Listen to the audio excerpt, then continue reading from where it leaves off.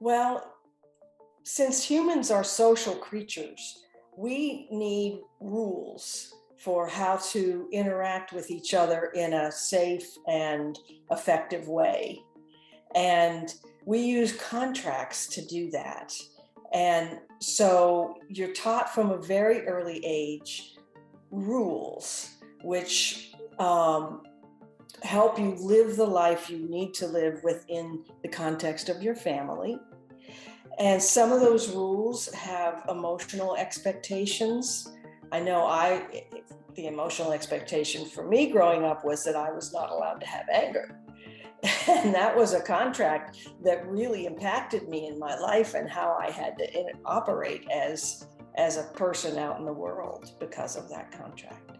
Also, there are intellectual stances that you take, how smart you're supposed to be, how well you're supposed to comprehend various subjects at school. And if you don't and you feel like you're failing, then you can feel some emotions like shame around that. And that's one of the indicators that you have a contract operating, is the emotion of shame will come up if you violate that contract, or if you are operating outside the bounds of that contract. There's also physical rules, what you're supposed to look like, and how your body's supposed to be, how you're supposed to perform as an athlete, that sort of thing. There's spiritual ideas, how to meditate, how to pray, whether you're allowed to dance or not, how you're supposed to behave, all of those kinds of spiritual beliefs. And relationships, how you act and behave on a one-on-one relationship, in addition to relationships with things that are non-human, like how you treat animals and how you hold the world, how you hold the environment and that sort of thing. So those are some of the areas that you find contracts in. So if you're wondering where to look, those are some areas to look. You should also listen to the word should in your vocabulary. Absolutely. Yeah. Wow. That was so illuminating in the sense of, I feel like it just gave me really clear categories to look at to see, okay, well, I feel like I'm coming up against a contract here. Where is it? And honestly, when you're starting this work, the contracts can often just pop up all over the place because starting out as children, we make contracts unconsciously. And we don't even know we're making it because it is a matter of survival, right? We're learning the rules for engagement in our culture and in our society. And especially when you're a child, it doesn't feel like you have a lot of choice. Right. Oh, this is how things are. So for Bobbi, she wasn't allowed to feel anger, and it was, oh, this is how things are. It wasn't a choice. Right. That's exactly right. And as a consequence, it made me uncomfortable around anger. And so that formed how I interacted with people. It formed everything about my personality in order to survive in the world without anger, because anger is a very important relational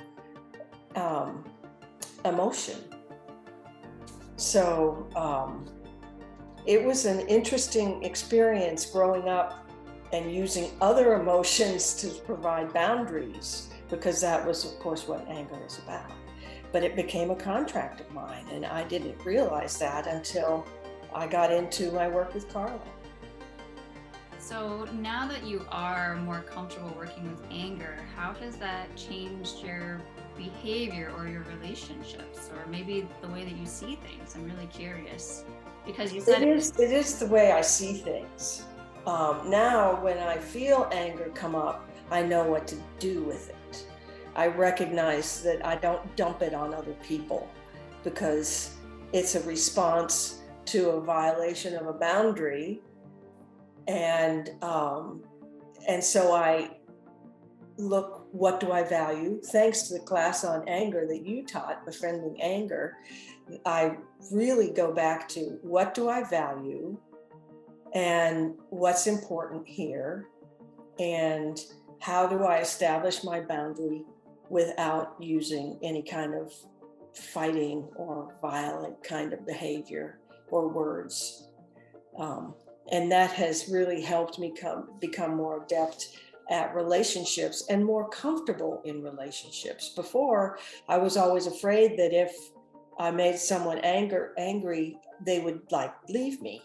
But now I'm much more comfortable that anger is not a relationship killing emotion, which I thought it was when I was growing up.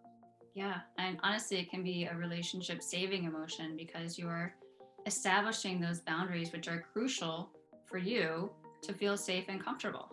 Right, right. So I'm much more comfortable in my skin these days.